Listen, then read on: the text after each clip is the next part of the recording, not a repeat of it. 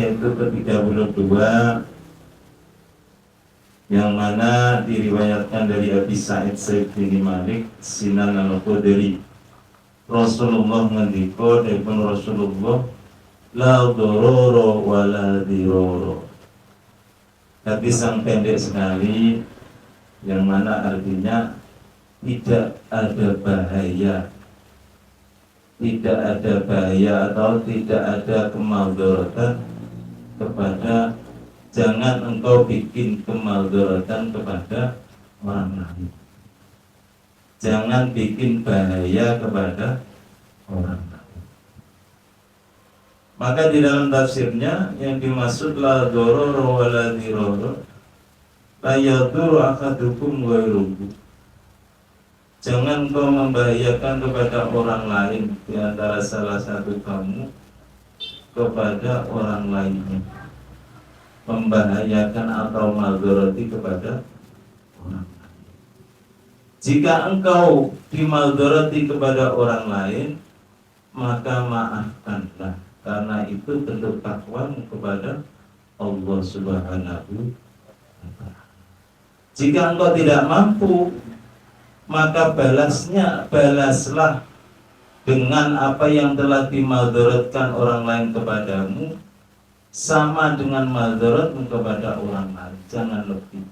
Jika engkau melebihi daripada maldorotnya orang lain kepadamu, maka itu zalim dirimu kepada orang lain.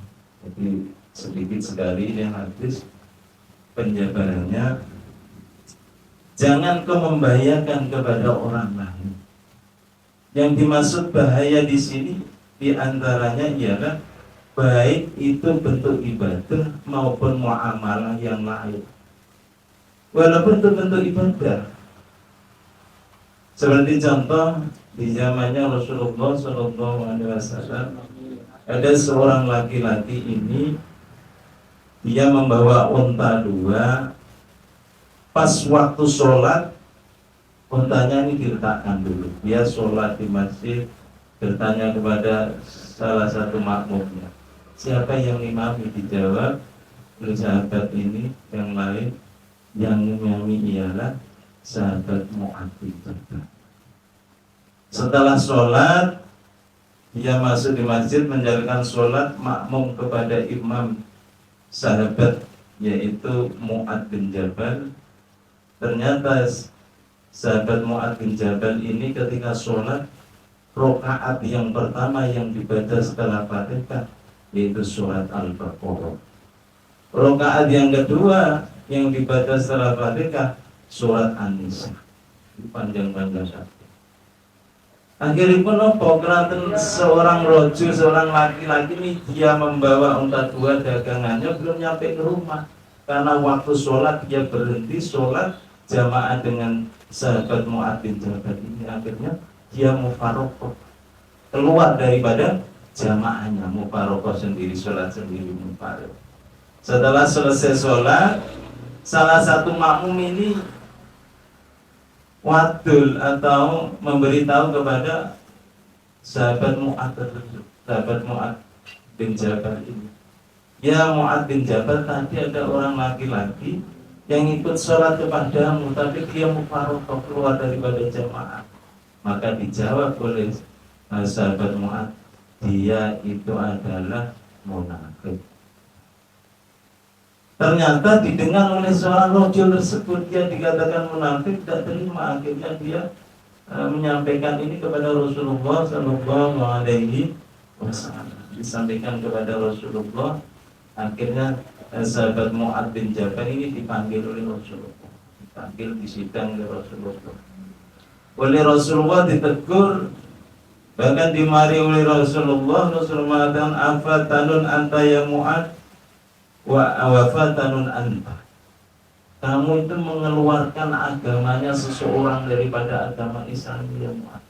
Teguran yang keras oleh Rasulullah kepada sahabat Mu'adz bin Jabal.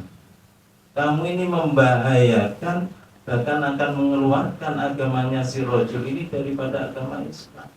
Membahayakan. Alangkah baiknya ketika engkau sholat, Yaitu karena ketika engkau sholat yang makmum ini banyak, ada orang yang tua, ada orang yang banyak keperluannya, dan macam-macam yang ikut makmum kepadamu.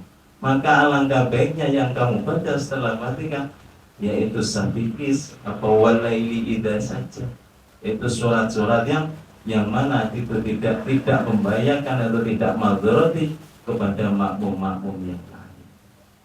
Ini tegurannya Rasulullah kepada sahabat Mu'adz bin Jabal. Nah ini adalah tentang ibadah aja ditegur oleh Rasulullah ketika ingin membahayakan atau madharati kepada suatu umat, membahayakan kepada suatu umat.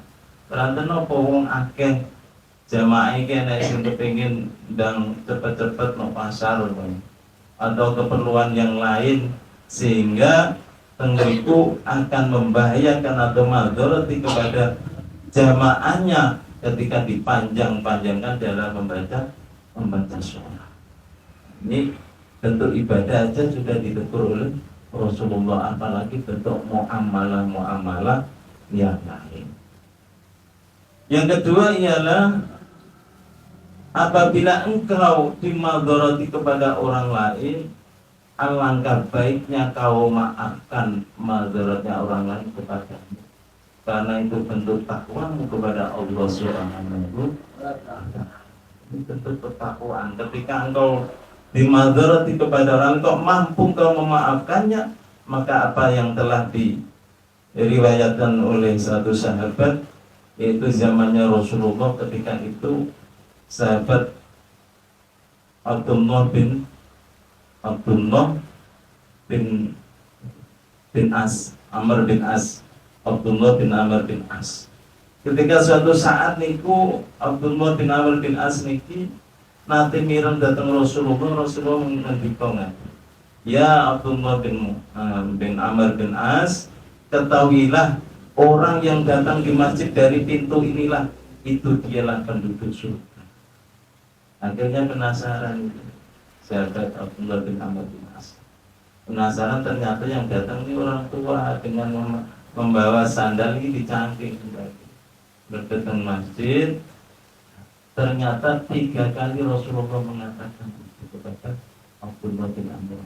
Akhirnya penasaran, apa tuh amalannya orang ini, sehingga dia bertamu kepada si rajul ini, seorang yang telah disabdakan oleh Rasulullah SAW. Bertamu terus menginap 3 hari, ternyata tidak ada amalan yang khusus. Ternyata tidak ada amalan yang khusus, sehingga dia mau pamit. Sebelum pamit 3 hari nginap di situ, dia teliti tidak ada amalan khusus. Akhirnya dia tanya kepada si rajul tersebut, apakah amalanmu sehingga Rasulullah bersabda kepadamu seperti itu? Tidak ada, ya Abdullah bin Amr bin As, ketahuilah amalan saya itu setiap saya mau tidur, maka saya memaafkan kepada semua manusia yang pernah menyakiti saya maafkan. Bahkan sebelum itu sudah saya maafkan semua.